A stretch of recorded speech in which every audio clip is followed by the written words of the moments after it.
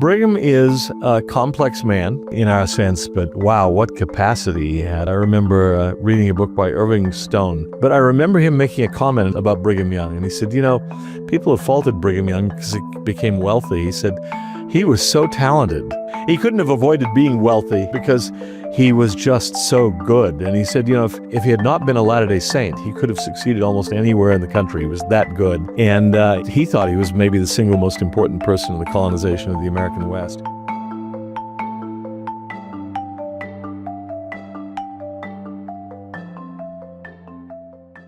Welcome to Conversations with Interpreter. I'm Avram Shannon. And I'm Thora Shannon. Today we're talking with Dan Peterson about the new web series, Becoming Brigham. Daniel C. Peterson is a professor emeritus of Islamic Studies and Arabic at Brigham University, where he founded the university's Middle East Text Initiative. He has published and spoken extensively on both Islamic and Latter-day Saint subjects. And when we say extensive, we mean extensively. He formerly chairman of the board for the Foundation of Ancient Research and Mormon Studies, the Old Farms, and an officer, editor, and author for Successor, organization Daniel A. Maxwell Institute for the Scholarship. Professional work as an Arabist focused on the Quran and Islamic philosophical theology. He's the author, among other things, of a biography called Muhammad, and it'd be fun to talk about that. But today we're talking about another prophet, we're going to talk about Brigham Young. So this new series, Becoming Brigham, Dan, can you tell us what is it? Yeah, it's, we did a film in 2021 called Witnesses, about the witnesses to the Book of Mormon. And then we did a documentary afterwards called Undaunted Witnesses of the Book of Mormon. And, we were pleased with it and displeased with it in some ways. Documentaries just don't move as well as theatrical films do. And you don't make any money from it. It's not like we're in it to make money, but you kind of like to get your money back. I mean, at least enough to break even. Yeah. And so we just decided, look, on this next one, we did then a movie called 6 Days in August, basically focused on the rise of the 12 to leadership in the church. The succession crisis in 1844 after the death of Joseph and Hiram. And then we said, well, should we do another documentary? Well, we said, let's just forget about the idea of making any money back from it. Let's just assume up front we're not going to. We're just going to make it as available as we can for nothing, no charge, no monetization. So I've always told people when they donate money to support it, this is not an investment. You will never see that dollar again, Not a financial investment. Right. I mean, we hope there will be some other rewards, but if any money does come back in, it's going to be plowed into the next project. I mean, you might call it the Perpetual Cinematic Fund or something like that, So we decided that we do these short mini documentaries. Okay. And just put them up online and get them as widely distributed as we can. They're going to range probably mostly between 12 and 15 minutes. There'll be, we thought initially 52 of them, so we thought a year, every week. Now it looks like there'll be about 75. Okay. And which is a good problem, but a bad problem nonetheless. I have to raise the money to support it. But we've had remarkable cooperation from the Church History Department up in Salt Lake and from other scholars. And especially the church history people have been pushing additional historians toward us and saying, hey, you ought to talk about this, you ought to talk about that, which has lengthened the thing out. And then when we do the interviews, there's a lot of interviews. Sometimes I've been saying to Mark Goodman, who writes the scripts, roughly, we kind of ad lib, but the talking points that we want to cover in any given episode. And I've told Mark, good luck getting this down into one episode because there's so much good stuff. I mean, look, I'm fairly well informed on Latter-day Saint history and things like that. Yeah. But I'm learning new things when I interview these scholars because we've got people who are doing cutting edge research. Yeah. And so when they're talking to us about relations with the Native Americans, for example, in Utah, I don't know anything about that. Sure. And so it's just really eye-opening to me, but really good perspectives. And so the idea behind this is to look at Brigham Young, the rise of the 12. We talk about his conversion, which is not as rapid as a lot of people think. It took him a while. It did take him a while. Yeah, once he was in, he was all in, but it took him a while. I will sometimes use that with my students at BYU to say, even Brigham Young guys had to think about this a little bit. That's right. He did. He wanted to know if there was sound common sense manifest among these people. He didn't want to get in with a bunch of loons. I can understand that. And there probably were a few loons associated with this. There typically have been. But we talk about his conversion. We talk about his call to the 12, the formative experiences that made him what he was. And an important issue, the rise of the 12 to leadership, because originally it was a missionary quorum. Right. Focused on, external things, not running the church internally. You had the High Council for that. There was just one at first. And then gradually, but importantly, during Joseph Smith's lifetime, yes, it begins to assume responsibility for things within the church. That's clearly something that Joseph has in mind. Yeah. And so our contention would be in 1844, they were the logical successors for a whole lot of reasons. They'd been prepared for it. I don't know if they recognized that, but they had been, given the responsibilities they had and the way Joseph was moving things around in the quorums and Sidney Rigdon's partial disaffection. And there were just a lot of things that went into that. But then afterwards, we want to address, as far as we can uncover them, and I'm inviting people, send in questions about Brigham Young, objections, and we'll try to address them. So we're going to address things like Brigham Young and violence, Brigham Young and women, Brigham Young and race, Brigham Young, was he really an oppressive autocrat? Things like that. Yeah. So I had a question about this. Yeah. So, Brigham Young was president for so long, right? Like the longest of anyone. How are you deciding, even with, now this expanded format of 75 episodes, how are you deciding what to focus on? Because there's just so much information. There is. And we could get lost. And I'm told, we've talked to people in the historical department about doing the Brigham Young papers. Not that we would, but But there are so many Brigham Young papers. Garrett Dirkmott once told me, we're in a meeting on campus, and he's like, the thing is that people talk about this, and he's like, Brigham Young's letters. He's like, just his letters, Garrett told me, he said, are larger than the entire Joe Smith Papers project. Yeah. It's huge. So I don't know that can be done, or if it did, it would take decades. Yeah. And I'm not sure anyone would have the patience to wade through it all. And it's just so much.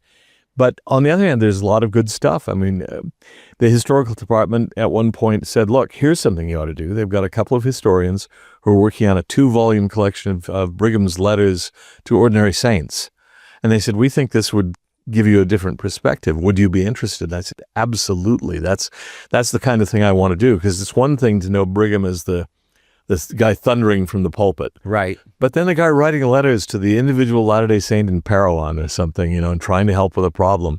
You see a pastoral side to him that it will maybe surprise a lot of people. And so I leaped at the chance, said, yeah, absolutely, we want to do that. But there's almost no end to subjects and no end to the details you could get into. So we'll do, my bet is it won't be one episode, but might be 2 or 3 on the Mountain Meadows Massacre, for example. But my word, volumes and volumes have been written on that. So all we can do is I don't say skim the surface. I hope we'll get to the essential issues. And then maybe one of the things we're going to do is then put up lists of further recommended readings. You want to go deeper into this. And we're also, just talked about it this morning, we're going to take the interviews that we've done, where you interview an academic for 2 or 3 hours. And at the end, you use 5 minutes, 10 minutes of what he or she said. Well, we want to put the transcript and the audio, at least, of the entire interviews up. Oh, that would be different. Yeah, I think, not everybody will be interested in that, but some fellow academics, historians, would love to hear Professor so-and-so talk for 3 hours about, Native American affairs in Utah. If that's your interest, we're going to put the whole thing up there. So. Well, and that's a way to balance the very limit that you can't do everything in your video, with also that people really have this thirst for knowledge, and being able to access that is really helpful for you to facilitate that access. Yeah, and I just thought, listening to the interviews, I've conducted a lot of them, not all of them, but I thought, oh, wow, that was good stuff. And I know we can't use most of it. We just can't. But I hate to have it lost. It's a resource. How often do you get someone like that sitting down doing really serious discussion of his or her specialty field on tape? So let's put that somewhere where it's accessible. Oh, that's great. So thinking about that, because again, you kind of alluded to this already here with some of this stuff. Outside the church, certainly, but sometimes even in the church, Brigham Young can sometimes be an ambivalent figure. Yeah. Right? Like you talk about, have experience where, you use a Brigham Young quote and somebody will say like, well, that's just Brigham Young. Yeah. Right? So just think about this so why do you think he sometimes has an ambivalent orientation, even in the church sometimes? Yeah. Partly we do have so much from him. So many sermons. if we'd gotten everything Isaiah ever said over the course of his lifetime, I bet from time to time he would say some things where you'd be scratching your head or thinking, well, that was kind of crude, or, whatever. Yeah. And so you get that from... We have so much. The Journal of Discourses are behind us. Yeah. There's like transcripts, or not even transcripts, but like somebody's notes on it. Yeah. So many. Yeah, exactly. Well, and we have just put up an episode, our episode number 2, which is an interview, partially at least, with Legine Carruth. Oh, yeah. Who's done all the work on 19th century Pittman shorthand. Oh, yeah. And I asked her once, so Legine, what is the biggest misrepresentation of Brigham Young? And she said, the Journal of Discourses. And she's joking a little bit, but not entirely, because she'll make the point, and she makes it in our interview, that George D. Watt, who did it, systematically, for reasons that elude me, whenever he had a choice, he made Brigham look tougher, meaner, more autocratic, a little more arrogant than his own Pittman shorthand shows him to be.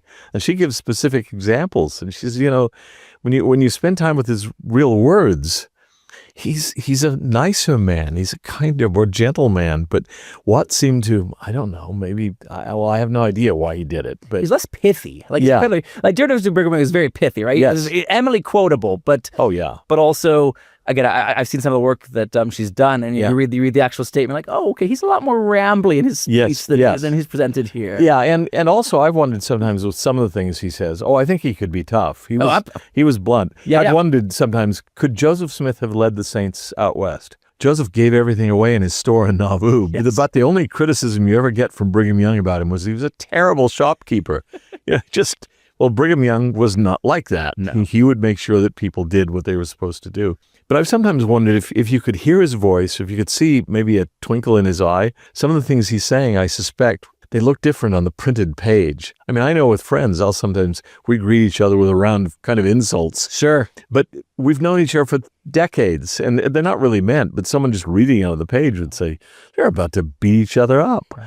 You have to have been there in a way. But I know he had a sense of humor. Mark Twain commented on it, and Mark Twain knew a sense of humor when he saw one. But there's a wonderful scene that I've always loved where a woman comes to Brigham Young's office and says, Brother Brigham, my husband is really rough on me verbally. He didn't use the term, she didn't, but we'd say verbally abusive. Sure. And he says, well, like what? And she says, well, the other day he told me to go to hell. What should I do? And he paused and said, well, sister, don't go. And I think there's a lot of that there. Yeah, and we've kind of lost that sense of Brigham Young. Because a lot of people, there were people who didn't like him, including some members of the church at the time. Sure. Because he was a forceful personality. And didn't always... And even worked together. Of course, him and Orson Pratt had their long-standing, we'll say, conversations. Yeah. Oh, yeah. And they were tough. They were. But, even Brigham Young would say afterwards, well, if you cut Orson into little pieces, every part of him would scream out, Mormonism is true. Yeah. I mean, exactly. He recognized that. But I think the Saints then knew him. They knew that he was given to a hyperbole. They were used to it. And I don't think most of them took it that seriously. Oh, they knew he was serious when he's telling them to do things. But they weren't offended. And we read it now and think, how could he have said such a thing? I think that's key. The notion that they knew him. Well, I think it's worth us remembering, in our large church where most of us are at most going to shake an apostle's hand, right? But most people in the church, we're very distant from that. Yeah. It's just so big now. Right. Right. But of course, in those days, it was much smaller. Yeah. So the 12 were, and Brigham Young in particular, were with them in a way that it's hard for us to think about in the church today. Yeah, I think that's a real problem. And so, and also, frankly, it was the 19th century American frontier. Brigham Young was born in 1801. He's not going to have exactly the same sensibilities that we do. It's just not possible. I mean, you hear the term presentism. That's really true in his case, that you can't judge him. I mean, obviously, there's some things you can. There are moral truths that are always so. But mannerisms, temperament, modes of expression, they've changed a lot since then. And they would say some things that where we just cringe, and they didn't.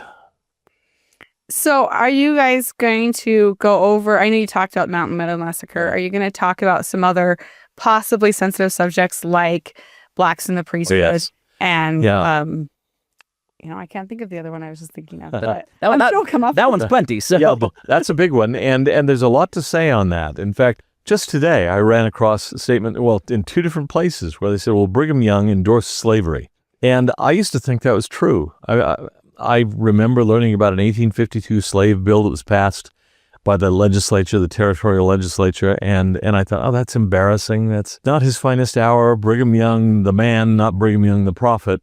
And then some books have begun to come out about slavery in Utah Territory and black issues in Utah Territory. It turns out I was completely wrong, and almost everything people say about that bill is wrong.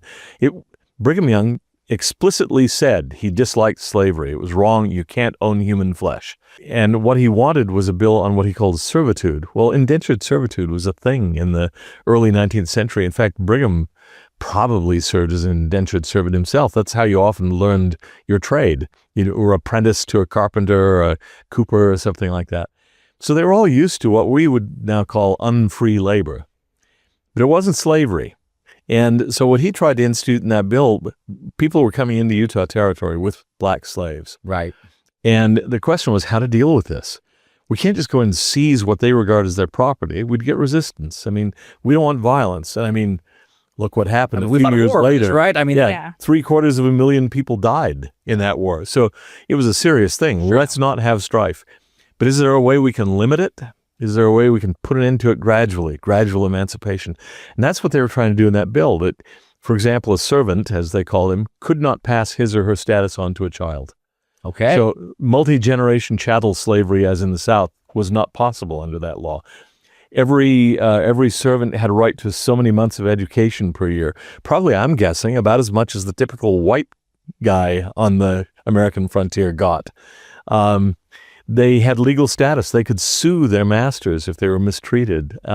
Just a lot of things like that. And the bill even says they have a right to wholesome recreation. I think that's actually the phrase that's used. Now, that was not a big thing on plantations, slave plantations in the South. So I gave a presentation on this at the Fair Symposium in August, and I said, look, Brigham said some things about race that make us cringe. They're embarrassing. I wish he hadn't said them.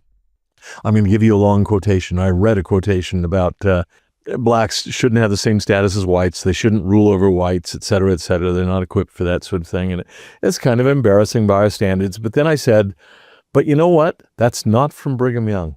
That's from Abraham Lincoln. And so, that was the attitude among even what you might call, don't you want to use the word progressive? For those who were moving towards equaler rights for whites and blacks in the period. Yeah, and they would say slavery is wrong, but I don't want a black guy to marry my daughter. Right. Or I don't think he ought to be a member of the Senate or something like that. And I would say in their defense, it's a weak defense, but, well, it's still a bit of a defense. I would say, look, the black people you would have met would have been menial laborers for the most part, probably illiterate, because it was against the law to teach them to read and write in the South.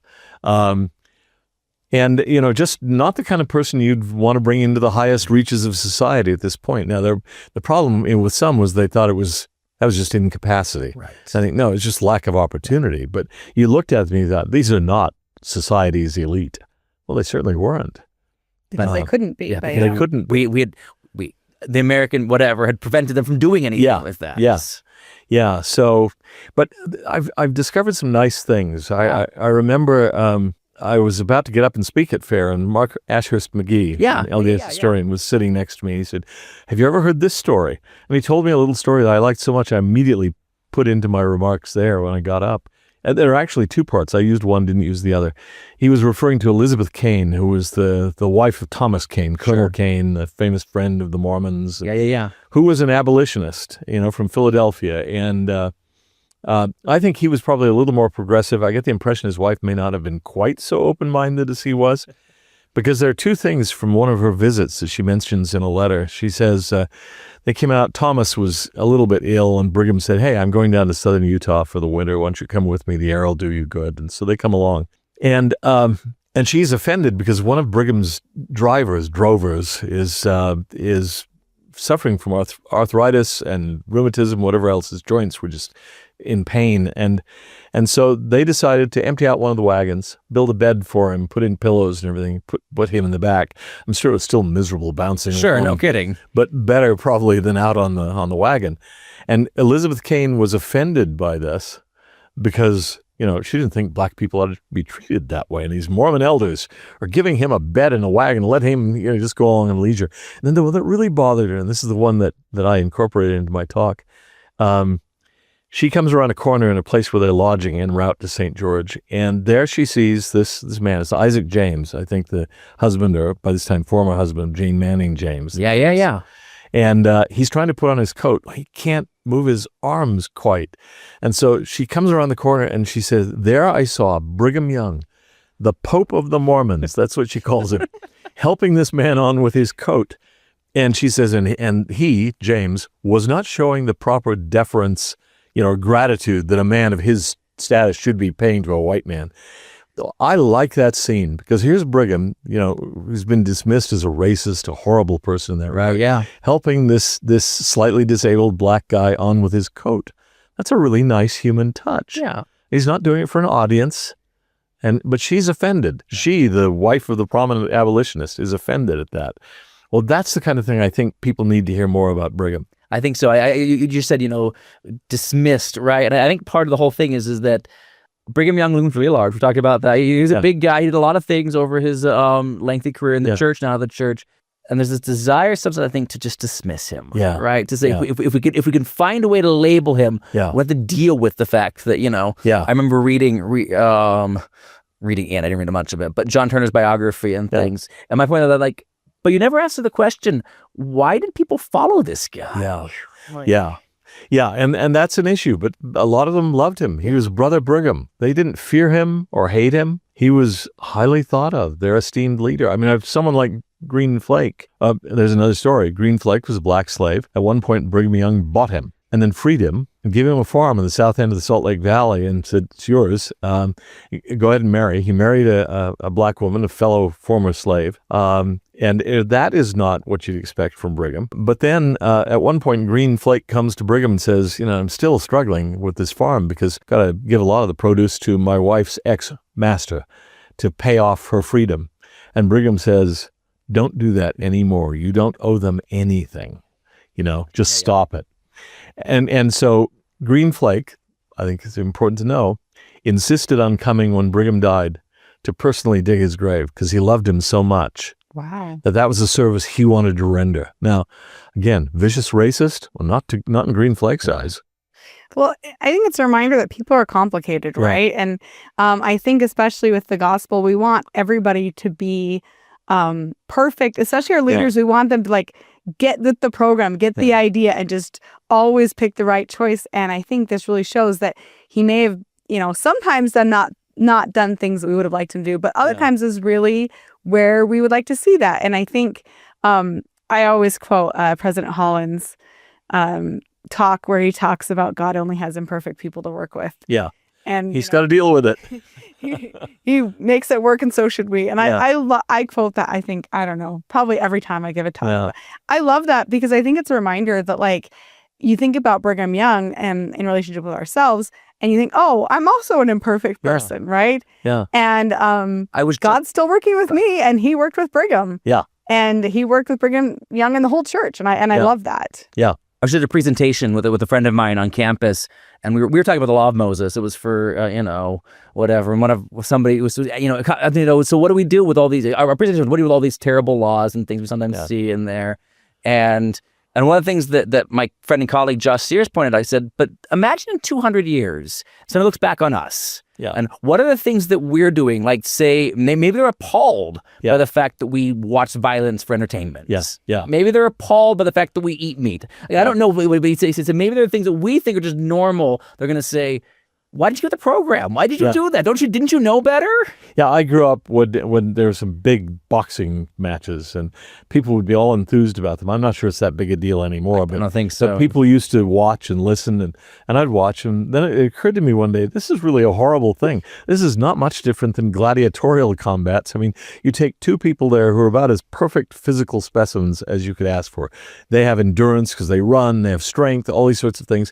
And then they get in there and the object is to damage the other guy. That's barbaric. That's disgusting. We shouldn't be watching it for entertainment. And there may be other things today. There are some of our liberal abortion laws and so on. People say, how could you have thought that was right? We look back at people in slavery and think, how could you ever have thought that this was right? But some people who are otherwise seemingly decent did think it was right.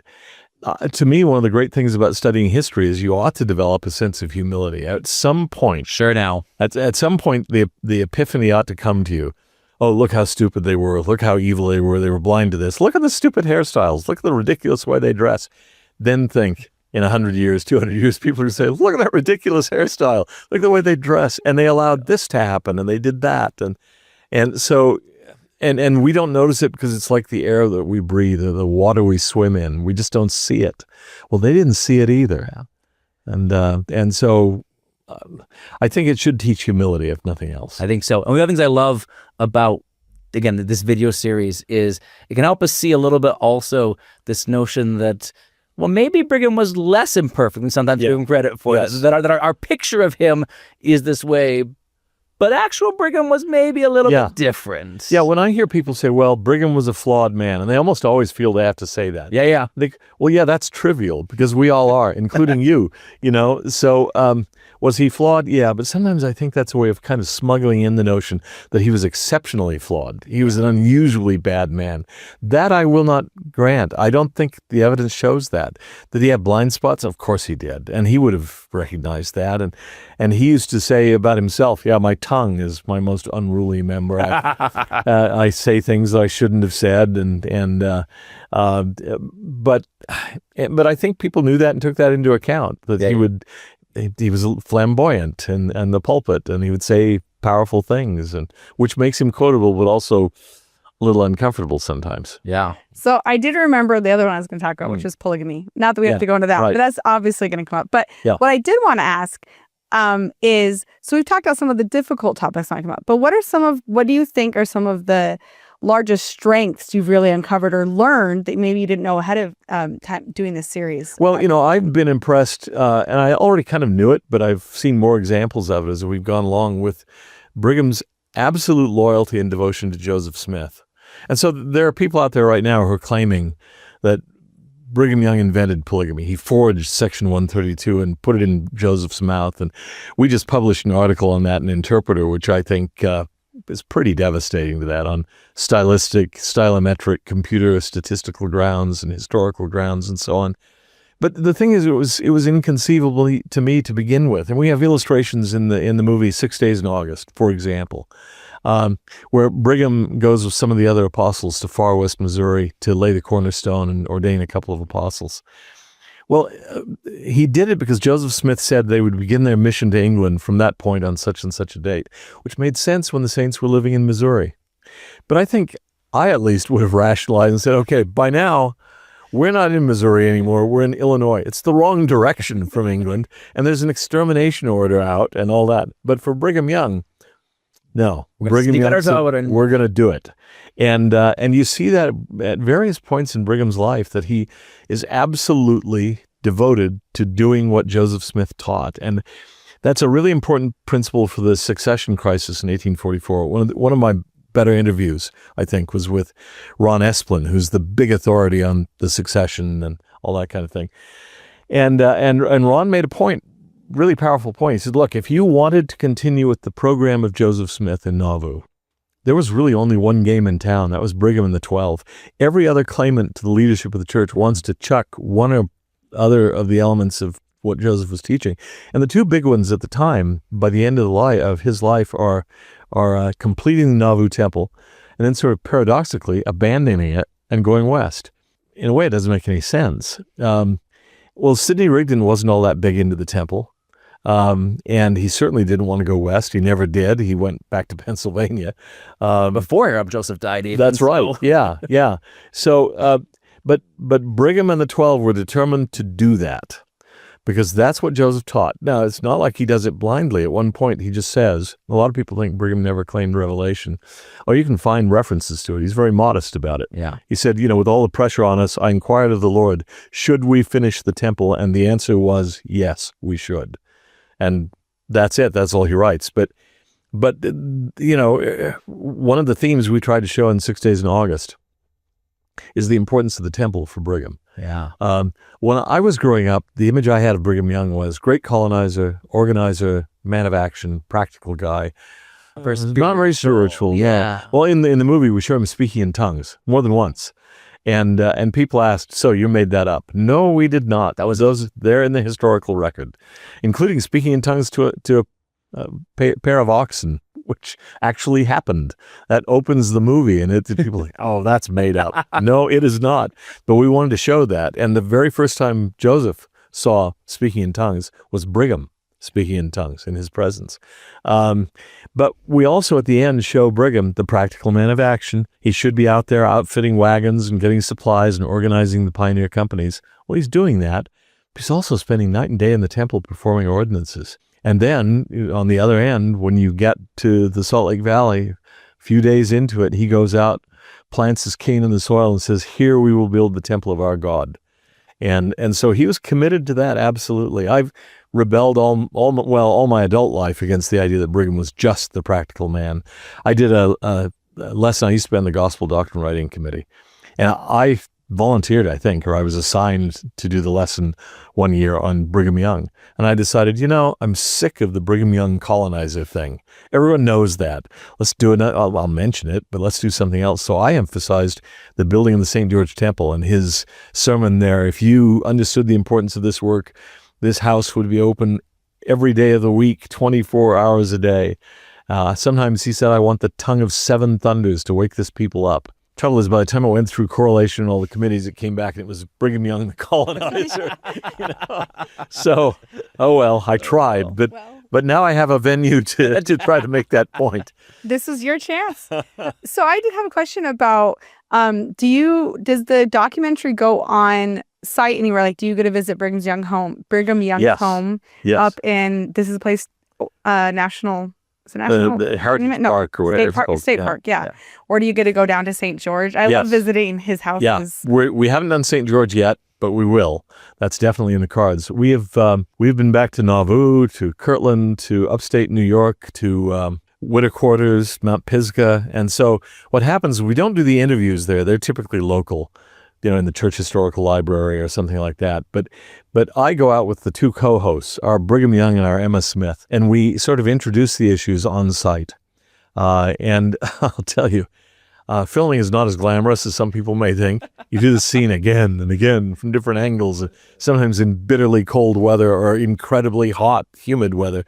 We were back there one day in March, near Mendon, New York, filming there. And it suddenly dawned on me that Brigham Young had been baptized about 1,000 yards from where we were standing, about the same date of the year during a blizzard, just like we were. Only he's a different species. And he gets baptized in a river, and then he steps out, and they confirm him on the river's edge in wet clothing. I'm freezing to death out here in modern dry clothing. So, but we go to those sites to give it a little flavor, to let people know where this happened, and so on. So, and then we'll say, well, we had an interview with so-and-so about just this issue, so let's cut to that. And so that's been fun to do. But we're going to go down to St. George, probably within the next few months. And eventually we'll even probably go out to Mountain Meadows. I mean, it's a dismal place, the worst blot on LDS history, in my opinion. Sure. But it has to be dealt with. We have to deal with that. And Brigham Young, again, comes off not only better, but much better than a lot of people have said. He absolutely did not order that. I mean, I've said, even if you assume that Brigham Young is evil, no one's ever accused Brigham of being stupid. And the Mountain Meadows Massacre was stupid, to say the least of it. It was not a good thing to happen, and he was horrified by it. But we will talk about that. And so we go to these places and try to film on location, interior shots. I've been to Nauvoo 5 times in the last 12 months. That's more than I'd been in my entire lifetime previously.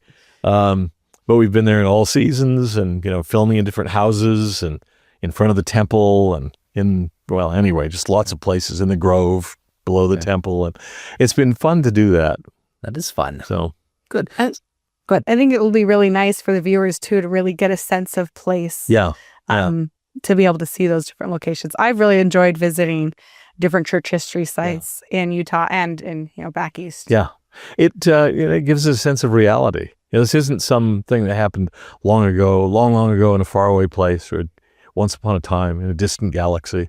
It happened in this room, right here. So we filmed in Carthage jail, and, you're in the room where it happened, and right by the window from which Joseph fell. I mean, I sometimes think, man, I'm not appreciating this enough. This is astonishing to be here. I've heard about this all my life, and here I am, Thanks for sharing that. So we're out of time here. Any last thoughts on Brigham Young for our viewers? Yeah, I would just say Brigham is a complex man. He's a very bright man, obviously very, very bright. I mean, not learned in our sense, but wow, what capacity he had. I remember reading a book by Irving Stone, who wrote books like The Agony and the Ecstasy and, about Michelangelo and all that kind of thing. But I remember him making a comment in a book called Men to Match My Mountains about Brigham Young. And he said, people have faulted Brigham Young because he became wealthy. He said he was so talented that he could almost not have become, whatever. He couldn't have avoided being wealthy because he was just so good. And he said, if he had not been a Latter-day Saint, he could have succeeded almost anywhere in the country. He was that good. And he thought he was maybe the single most important person in the colonization of the American West. But that's back to Brigham Young, the colonizer. The other thing I want to say is he did it all for the kingdom. He really believed he was building the kingdom of God. And, he could dig irrigation canals and plant poplar trees and things like that. But those weren't the end for him. They were the means.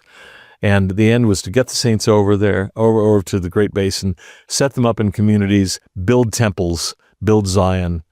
And if you don't get that part of him, if you think he was just a really successful, practical man who was good at colonizing, you've missed out on the thing that made him work. It's what motivated him. Yeah. You don't understand him at all. I think that, sometimes he's been called the American Moses, but like with that, Moses also wasn't just a practical guy who got Israel out of Egypt. He really is their spiritual leader. And we remember that for Brigham Young as well. Well, and Legine Caruth says, I don't even like the term American Moses. She says it's accurate as far as it goes. She wants to call him an American Enoch.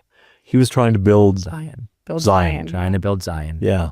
All right. Thanks so much. Thanks for being with us, Dan. Well, thank you for having me. Thank you for joining us for this episode of Conversations with Interpreter. To read the articles and scholarship discussed today, visit interpreterfoundation.org. Be sure to subscribe and share this episode with others who seek learning by study and by faith.